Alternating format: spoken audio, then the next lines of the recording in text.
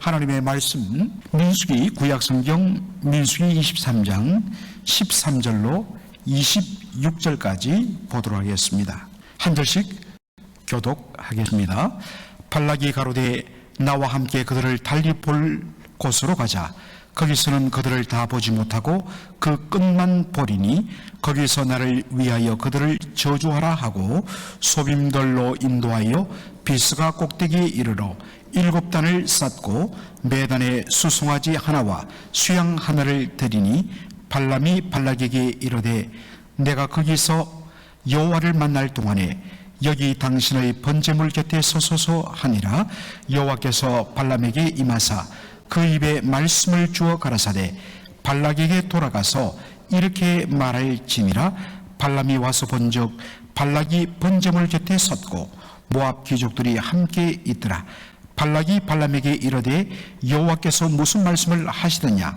발람이 노래를 지어 가로되 발락이여 일어나 들을지어다. 십보로의 아들이여 나를 자세히 들으라. 하나님은 인생이 아니시니 시건치 않으시고 인자가 아니시니 후회가 없으시도다. 어찌 그 말씀하신 바를 행치 않으시며 하신 말씀을 실행치 않으시랴. 내가 축복의 명을 받았으니 그가 하신 축복을 내가 돌이킬 수 없도다. 여호와는 야곱의 허물을 보지 아니하시며 이스라엘의 패역을 보지 아니하시난도다. 여호와 그의 하나님이 그와 함께 계시니 왕을 부르는 소리가 그 중에 있도다. 하나님이 그들을 애굽에서 인도하여 내셨으니 그 힘이 들수와 같도다. 야곱을 해할 사술이 없고 이스라엘을 해할 복술이 없도다. 이때에 야곱과 이스라엘에 대하여 논할진대 하나님의 행하신 일이 어찌 그리 크뇨 하리로다. 이 백성이 암사자 같이 일어나고 숫사자 같이 일어나서 움킨 것을 먹으며 죽인 피를 마시기 전에는 눕지 아니하리로다 하며 발락이 발람에게 이르되 그들을 저주하지도 말고 축복하지도 말라. 발람이 발락에게 대답하여 가로되 내가 당신에게 구하여 이르기를 여호와께서 말씀하신 것은 내가 그대로 하지 않을 수 없다고 하지 아니하더이까. 아멘. 오늘 저는 민수기 23장 13절로 26절을 본문으로 후회치 않으시는 하나님이란 제목으로 말씀을 전하고자 합니다. 민수기 23장 이 본문의 말씀은 민수기 22장 1절로 시작되어서 24장으로 끝나는 3장에 걸쳐서 나오는 말씀 그리고 사건을 다루고 있습니다. 그래서 우리가 중반까지 갔지만은 오늘 이 부분만 들어가면 아마도 새벽에 제가 드리는 말씀을 듣지 않은 분들은 아마 이게 무슨 소리인가 할 겁니다. 그래서 제가 다시 한 번 더 쭉 흐름을 짚어가면서 오늘 본문을 다루도록 그렇게 하겠습니다. 여러분, 우리말에 자라보고 놀란 가슴 소뚜껑 보고 놀란다 하는 말이 있지요. 민수기 22장을 보면 이 말이 참 그렇게 연결되는 것을 우리가 보게 됩니다. 이스라엘 백성들이 광야 생활 40년을 마감하고 이제 약속의 땅 가기 위하여 모압 광야에 진을 칩니다. 이들의 관심사는 주변의 땅이 아니었습니다. 요단강을 건너 하나님께서 아브라함과 이삭과 야곱 그들의 조상에 약속하신 약속의 땅 가나안 땅으로 들어가 차지하는 것이 그들의 유일한 관심사였습니다. 그런데 이 아래에 있는 모압 광야에서 요단강 건너편으로 가나안 땅을 들어가기 위하여 반드시 거쳐야 할 길이 뭐냐면 통로가 뭐냐면 바로 왕의 대로 킹스 하이웨이였습니다. 광야에 난 어디로 다 갈 수 있다 그렇지 않습니다. 광야에도 길이 있습니다.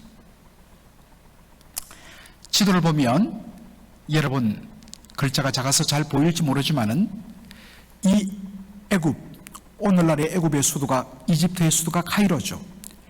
애굽으로부터 이집트로부터 출발해서 저렇게 시내 광야를 통과하여서 여러분 제가 홍해 바다는 2개의 만으로 걸프로 이루어졌다고 그랬죠.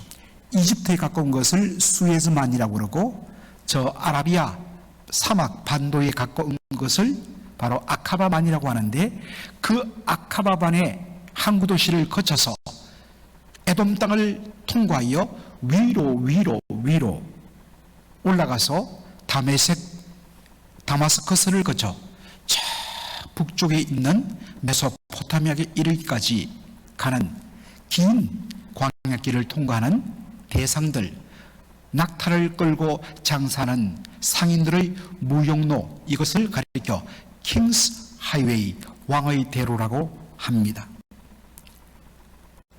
아브라함이 태어나기 훨씬 이전인 BC 주전 2300년경부터 이 루트가 바로 만들어져 사용되기 시작했다고 합니다. 바로 지금 이 길을 타고 올라가서 그 다음에 요단강 가까이 가서 요단강을 건너 바로 가나안 땅, 여리고성, 그렇게 갈 수 있기 때문에 아래쪽에 모압 광야에 진을 쳤던 모세와 이스라엘 백성들이 사람을 바로 그 위에 있는 아모리 왕 시혼과 그 위에 있는 바산 왕 옥에게 사람을 보냅니다. 이 왕의 대로를 우리가 이용하여서 바로 요단강 건너 가나안 땅 들어가기 원하는데, 이 왕의 대로가 당신이 다스리는 나라를 관통하여 지나기 때문에 우리가 그 길을 잠시만 걷게 해 주십시오. 우리가 당신들의 포도밭이나 다른 어떤 곳으로 들어가지도 않고 심지어 당신의 땅에서 나는 물도 마시지 않고 조용히 그 길만 잠시 사용하겠습니다. 그런데 어떡합니까? 아모리 왕 시온과 바산 왕 옥이 갈 수 없다, 거절하는 정도가 아니라 군대를 이끌고 나와서 이스라엘 백성들을 공격하기 시작합니다. 이에 하나님께서 이 두 나라 왕을 바로 이스라엘 백성들의 손에 붙여주십니다. 넘겨주십니다. 그 결과로 이 아모리 왕 시온과 그 위쪽에 있는 바산 옥, 그들이 다스리는 땅이 완전히 진멸당하고 이스라엘 백성들에 의해서 점령당합니다. 자, 이것을 이 아래쪽에 위치했던 모압 나라의 왕 발락이 보게 되고 이로 인하여 두려움에 빠집니다. 만일 이스라엘 백성들이 밑으로 내려와서 우리를 친다면 우리도 저 강대했던 두 나라 왕처럼 완전히 진멸당하고 말 것이다. 그런데 이것은 기우였습니다. 쓸데없는 걱정이었단 말이죠. 왜냐하면 하나님께서 이스라엘 백성들에게 명령하신 것이 있습니다. 너희들은 절대로 에돔 땅은 손대지 말라. 왜요? 에돔은 누굽니까? 바로 에서의 후손 아닙니까? 이삭의 큰아들이 에돔입니다. 그러므로 형제지간인 것입니다. 형제의 땅을 범하지 말라, 허락하지 않았다. 그리고 바로 그 위에 있는 모압과 암몬 족속의 땅도 범하지 말라, 내가 너희들에게 주지 않았다. 왜요? 모압과 암몬은 바로 아브라함의 조카 롯의 후예들이거든요. 조금만 지식이 있어도 두려워할 이유가 없는데 바른 지식이 없다 보니까 쓸데없는 두려움에 사로잡혔던 것입니다. 그래서 나름대로 생각하다가 그가 구한 해결책이 뭐냐? 바로 이스라엘 백성들을 저주하는 것이었습니다. 우리가 사극에도 보면 종종 무다를 이용해 갖고 내가 원한이 있는 사람, 싫어하는 사람 죽으라고 저주하는 그 무당굿 하는 거 여러분 보셨죠? 그래서 그가 구한 사람이 누구냐? 바로 보올의 아들 발람이란 인물이었습니다. 그래서 그의 메신저 전령들을 보올의 아들 발람의 본향 강변 거돌에 보내어 발람을 부르게 했습니다. 여러분, 여기에 강변이란 말, 영어 성경 보면 near, 근처에, the river, 강을 가리키는데 대문자 R을 씁니다. 그리고 그 앞에 더를 붙여요. 성경에서 더 대문자 R 리버는 오직 하나 유프라테스 강을 가리킬 때 씁니다. 그러니까 저 북쪽 유프라테스 강 유역의 바로 보돌이라는 곳에 보로의 아들 발람이 살았는데, 그는 근동지역 메소포타미아와 아람 시리아와 그 아래쪽 팔레스타인과 그 모든 주변 땅에 국제적인 명성을 가진 복술가, 주술가, 우리로 말하면 큰 무당이었습니다. 그는 자신이 드리는 그러한 제사와 그리고 자신의 주술을 통하여 어떤 신이든지 자기 마음대로 조종하여서 사람들이 원하는 요구대로 이루어줄 수 있다고 생각했던 정말 국제적인 큰 무당이었습니다. 그것을 어떻게 알 수 있느냐? 1967년에 오늘날의 요르단 나라 요단강 근처에서 한 비문이 발견됩니다. 조각조각 다 부서졌는데 그것을 고고학자가 발견하여서 붙여서 면밀히 읽었더니 중간에 끼어진 글자도 있지만 그 비문의 내용을 다 파괴했습니다. 이것을 데이르 알라 비문이라고 이야기합니다. 이 데이르 알라라는 이 지역은 여러분, 야곱이 밤새도록 하나님과 씨름하며 기도했던 바로 그 장소 어디입니까? 야복강이죠. 바로 야복강 근처의 땅입니다. 메소포타미아에서 한참 아래쪽입니다. 오늘날로 말하면 거의 600km 떨어진 남쪽입니다. 거기에 보면 첫 마디가 보로의 아들 발람이 말한다 라면서 발람의 예언을 담고 있습니다. 이것을 통하여 이 메소포타미아 유역에 살던 보로의 아들 발람이라는 사람이 얼마나 국제적인 명성을 가지는가를 압니다. 그래서 모압왕 발람과 발락이 이름이 유사하죠. 모압왕 발락이 이스라엘 백성들을 저주하기 위하여서 저 북쪽 메소포타미아 유프라테스 강변에 살던 국제적인 명성을 가진 큰 무당, 큰 복술가 발람을 초빙한 것입니다. 막대한 복체를 가지고 갔어요. 발람은 처음에는 식은 죽 먹기라 생각했습니다. 자신이 드리는 제사의 그 정성과 자신이 가지고 있는 특이한 주술의 능력으로 그 어떠한 신도, 심지어 여호와 하나님이라 할지라도 자기는 충분히 핸들할 수 있다 라고 생각했습니다. 그런데 그가 한 특별한 경험을 하고서 그 마음을 완전히 내려놓습니다. 발람이 모압왕 발락의 초청을 받아서 나귀를 타고 발람의 신하를 따라 모압을 향하고 있었습니다. 그런데 갑자기 나귀가 가던 길에서 갑자기 길 바깥으로 막 뛰어나가는 겁니다. 이게 미쳤나고 제재를 해도 소용이 없습니다. 그러더니 갑자기 포도원이 보이는데 그 포도원 돌로 쌓은 돌담에다가 딱 대고 막 거기에 몸을 비빕니다. 그 결과 발람의 발이 막 그 돌에 쓰러지는 것입니다. 그리고 나서는 주저앉아 버립니다. 화가 나서 나귀를 마구 때렸습니다. 여러분, 말씀을 보면 나귀가 왜 이런 행동을 했는가? 바로 자신의 눈앞에 여호와의 사자가 나타나 큰 칼을 들고 막았었기 때문인 것입니다. 그래서 자신의 주인을 살리기 위하여 지금 이렇게 했는데, 이 사실을 알지 못한 발람이 자신의 평생 타고 다니던 나귀를 마구마구 때리며 야단칩니다. 바로 그때 하나님께서 이 발람의 눈을 열어주십니다. 그래서 그가 비로소 자신 앞에 여호와의 사자가 큰 칼을 삐어들고 서 있는 것을 보게 된 것입니다.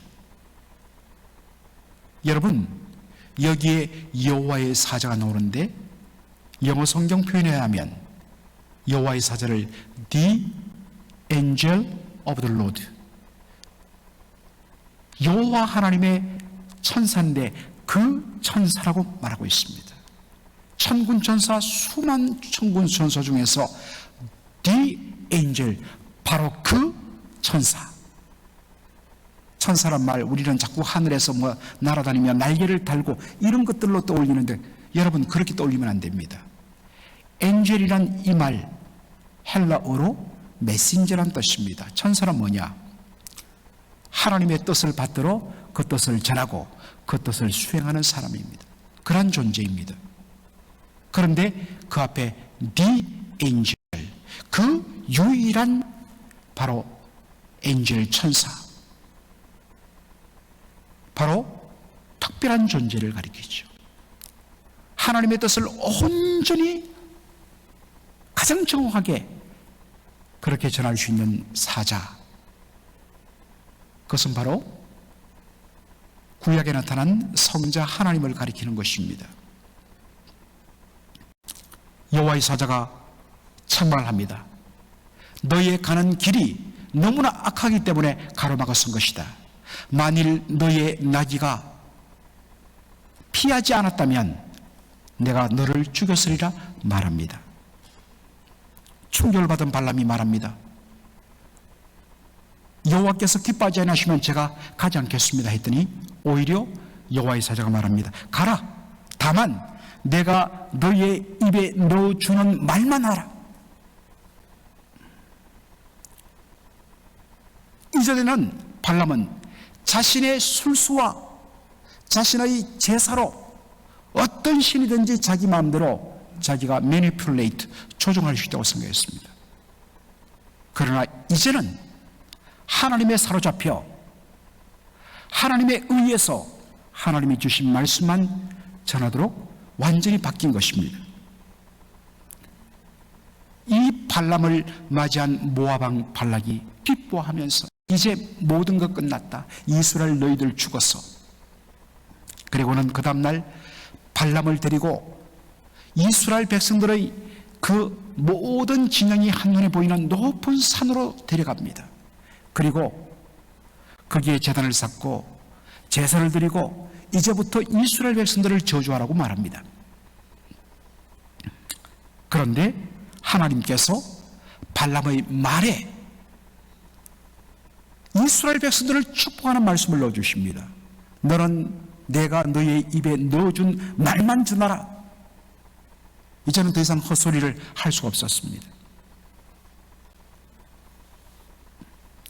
그래서 모압 왕 발락 앞에서 발람이 오히려 이스라엘 백성들을 저주하는 것이 아니라 축복하는 말을 쏟아내기 시작합니다. 모압 왕 발락이 얼마나 화가 났는지 모릅니다. 그렇게 정성을 들여 많은 복채를 들여서 당신을 데려온 이유는 이스라엘 백성들을 저주하는 것이었는데 도리어 축복할 수 있느냐? 화를 냈습니다. 아마도 오늘 뭔가 이 사람 뭔가 지금 컨디션이 안 좋은갑다. 그래서 하루를 다시 잘 자게 하고 그 다음날 그를 다른 곳으로 데려갑니다. 자, 민수기 23장 오늘 13절에 보니까 발락이 가로되 나와 함께 그들을 달리 볼 곳으로 가자. 거기서는 그들을 다 보지 못하고 그 끝만 보리니 거기서 나를 위하여 그들을 저주하라.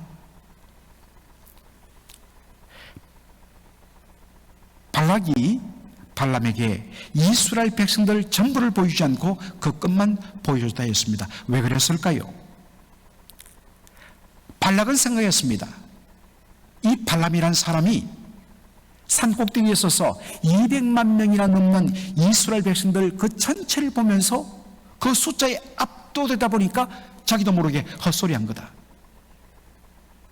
그래서 이번에는 조금만 끝자락만 보여주고 나서 자, 이제 저주하라 라고 합니다. 그런데 하나님께서 이번에도 하신 일이 무엇입니까? 16절에 보니까 여호와께서 발람에게 임하사 그 입에 말씀을 주어 가라사대 발락으로 돌아가서 이렇게 말할지니라. 하나님이 그 입에다가 말씀을 넣어주고 하나님이 주신 말씀만 전하라 명합니다. 만일 거기서 벗어나서 헛소리를 했다가 자신의 생각을 집어넣었다가는 하나님께서 심판하실 것이기 때문에 완전히 하나님의 사로잡혀서 그는 하나님의 말씀만을 모압 왕 발락에게 말합니다. 그래서 돌아와서 한 말이 뭐냐? 18절에 발람이 노래를 지어 가로되 발락이여 일어나 들을 지어다. 발람이 노래를 지어 가로되, 사실 이 번역이 잘못되었습니다. 여러분, 여기 노래라고 번역되어 있지만 노래가 아닙니다. 어떤 영어 성경이 이것을 잘 보여주지만 바로 오라클. 여러분, 오라클이 영어로 무슨 뜻입니까? 신탁이란 뜻입니다. 여러분, 신탁, 여러분 돈을 맡기는 트러스트 신탁이 아니에요. 신이 맡긴 말씀이란 뜻입니다. 이게 영어로 오라클입니다. 신이 맡긴 말씀. 이것 때문에 개역 개정판은 제대로 번역합니다. 발람이 예언하여 가로되. 여러분, 제가 여러 번 설명합니다만 사람들이 예언하면 이미 우리 머릿속에는 장차 미래에 일어날 일을 미리 말하는 것으로 예언에 대한 생각이 딱 고정되어 있어요. 그러나 성경에서 말하는 예언은 한자가 다릅니다. 세상이 말하는 예언은 미리의 자입니다. 미래에 일어날 일을 미리 말하는 것이에요. 그런데 성경이 말하는 예언은 하나님께서 맡기신 말씀, 하나님이 그 입에 두신 말씀을 그 말씀 그대로 전하는 것, 이게 예언입니다. 물론 예언에는 하나님이 주신 말씀 속에는 미래에 대한 것도 있습니다. 그러나 성경에서 말하는 예언의 바로 방점은, 강조점은 미래에 대한 것이 아니라 하나님께서 맡기신 하나님의 말씀에 있습니다. 너는 하나님이 맡긴 그 말씀만을 전하라. 그리고 성경에 보니까 발람이 노래를 예언을 지어 가로되 라고 되어 있는데, 여러분, 예언을 짓다는 말, 자기가 만들다 라는 식으로 오해할 수가 있습니다. 그러나 이 말의 원어적인 의미는 하나님이 주신 말씀을 받아서 그대로 나르는 것, 전하는 것입니다. 거기에 자신의 어떠한 생각, 어떠한 다른 것들을 더하고 뺄 수가 없습니다. 가감없이 하나님께서 맡기며 전하신 말씀, 그 말씀을 그대로 받아 그대로 전하는 것, 이것이 바로 노래를 지어 가로되 발람이 예언하여 가로되 라는 말씀의 의미입니다. 발람을 통하여 하나님께서 주신 그 말씀이 무엇입니까? 하나님은 인생이 아니시니 시건치 않으시고 인자가 아니시니 후회가 없으시도다. 어찌 그 말씀하신 바를 행치 않으시며 하신 말씀을 실행치 않으시랴. 하나님은 우리 사람들처럼 시건하는 분이 아니다. 여러분, 시건이 뭡니까? 한 말을 하는 것입니다. 말을 해놓고 그 말에 대하여 책임지지 않는 것입니다.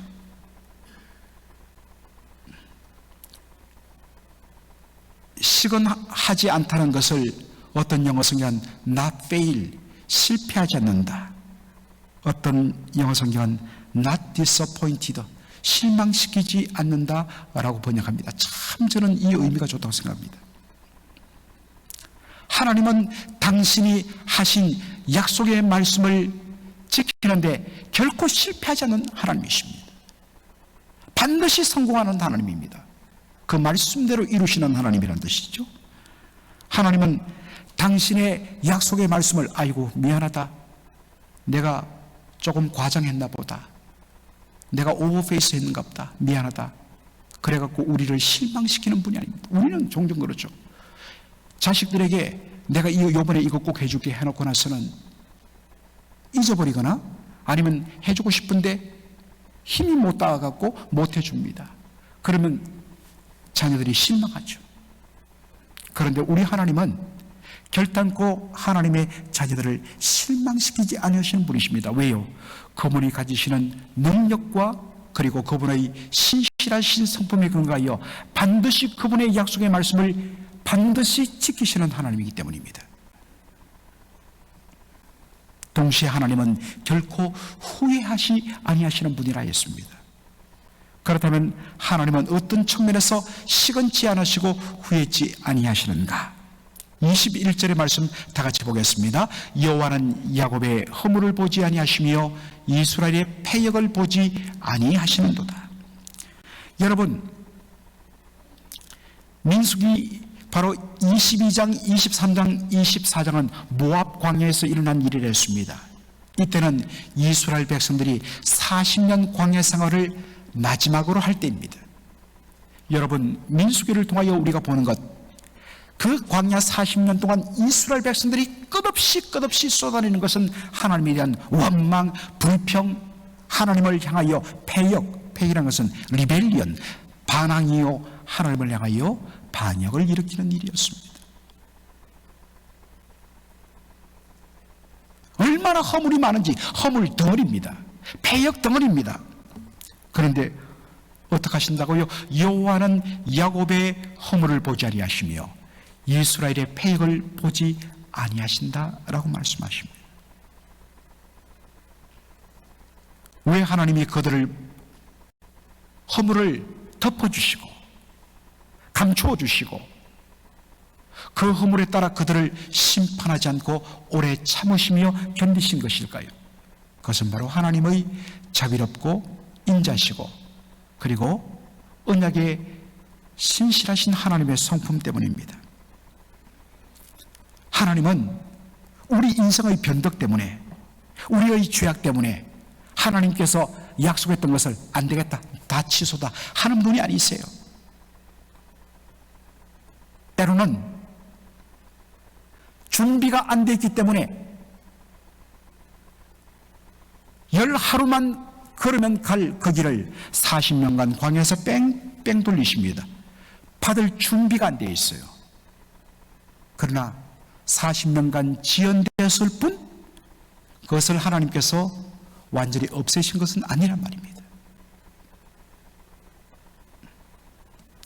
하나님은 우리 인생의 잘못과 변덕 때문에 네가 그렇다고? 오케이, 나도 너한테 똑같이 해줄게, 그런 분이 아니란 겁니다. 만일 하나님이 그러한 분이었다면 저와 여러분 가운데 살아남을 자 아무도 없습니다. 우리가 부족하고 연약하고 못나고 하나님 앞에 자꾸만 변덕을 부리는 우리 인생임에도 불구하고 하나님이 정말 우리의 허물을 보지 아니하시며 당신이 하신 그 약속의 말씀, 예수 그리스도를 통하여 내가 너를 용서하고 너를 내 자녀 삼았다는 것을 하나님 결코 후회치 아니하시기 때문에 오늘도 하나님은 우리의 허물을 덮어주시고 우리를 긍휼히 여기시는 것입니다. 어떤 분이 저한테 이렇게 말하더라고요. 목사님, 그런데 성경에 보니까 하나님 후회하신다고 되어 있던데요. 어디요? 하니까 또 그런 거 하는 것은 잘 찾습니다. 사무엘상 15장 보면 여러분 어떤 장면입니까? 사울이 하나님의 말씀을 불순종합니다. 그랬을 때 마지막 15장 마지막이 이렇게 끝나요. 여호와께서는 사울로 이스라엘 왕 삼으신 것을 어떻게 했더라? 후회하셨더라. 하나님도 후회하잖아요. 아니요, 그건 번역이 잘못된 겁니다.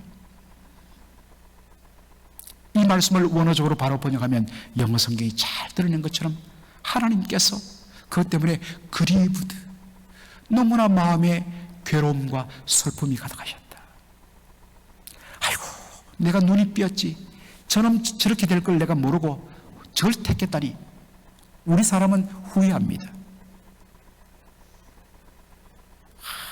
그냥 나한테 사탕발림으로 말할 때 저것을 간파하고 내가 안 된다고 딱지를 놨어야 되는데 거기에 사탕발림이 넘어갔고 내가 내 눈을 내가 찔렀지 하면서 막 우리 여자분들 후회를 많이 하십니다. 우리 인생은 후회합니다. 그러나 하나님은 후회하지 않습니다. 다만 사울이 왕을 삼았는데 왕답게 행동하지 못하는 것 때문에 하나님 너무 아파하시고 슬퍼하시다는 것입니다. 하나님은 오늘도 우리가 하나님의 뜻대로 살지 못하고 하나님 백성답게 살지 못할 때 하나님 그것 때문에 아파하십니다. 그것 때문에 탄식하십니다. 고통하십니다. 그러나 후회하지는 않습니다. 로마서 11장 29절에 이렇게 말합니다. 하나님의 은사와 부르심에는 후회하심이 없느니라. 바로 그 하나님의 신실하신 결코 후회하지 아니하시는 하나님의 그 놀라운 성품 때문에 저와 여러분이 오늘 여기에 서 있고 앞으로도 주께서 우리가 가나안 복지로 바로 설명되는 하늘나라에 우리가 그 본향에 갈 때까지 우리가 굳게 서는 것은 바로 우리 하나님의 후회하지 아니하시는 하나님의 은혜 때문인 줄로 믿습니다. 그러니 하나님 후회하지 아니하시고 결코 나를 버리지 아니하실 거기 때문에 나 그냥 막 살아도 되겠지, 제대로 은혜 받은 사람은 절대로 그렇게 생각 안 하지요. 물론 그런 사람들이 있습니다. 제대로 은혜를 받지 못했기 때문에. 제대로 은혜 받은 사람은 그러한 놀라운 끝없이 참아주시고 기다려주시고 사랑해 주시는 그 아버지 하나님의 사랑에 완전히 굴복되어 부족하지만 그분을 기쁘시게 하는 삶 살겠습니다 라고 고백하게 되는 것입니다. 이와 같은 은혜가 저와 여러분의 삶에 넘치기를 주의 이름으로 축원합니다. 아멘. 아버지 하나님, 은혜와 사랑을 감사드립니다. 오늘 우리 주님께서 민수기 23장의 말씀을 통하여서 다시 한 번 더 우리 하나님이 어떤 분이신가, 우리 하나님은 결코 시건치 아니하시며 후회하지 아니하시는 하나님, 하나님이여 우리 하나님 단 한 번도 우리 자녀 삼으신 것을 후회한 적 없으시는 분이신 것을 다시 한 번 더 발견합니다. 아버지 하나님, 우리는 믿음이 없고 변덕스러운데 하나님은 언제나 일양 믿으셔서 그분의 신실하신 사랑으로 우리를 붙잡아 주시며 도리어 우리를 인하여서 기뻐하고 즐거워하시는 하나님, 아버지 하나님, 이 하나님 은혜에 감사해서 이제 우리도 그 주님을 닮아 신실하고 흔들림 없는 굳센 믿음으로 주와 동행하게 하여 주시옵소서. 우리의 눈을 사람의 소리에 귀고르지 아니하고 오직 주의 음성, 주의 말씀에 귀를 갖다 대고 마음을 주께로 향하여 주님 말씀대로 따라가는 저희들의 삶이 되게 하여 주시옵소서. 예수님의 이름으로 기도하옵나이다. 아멘.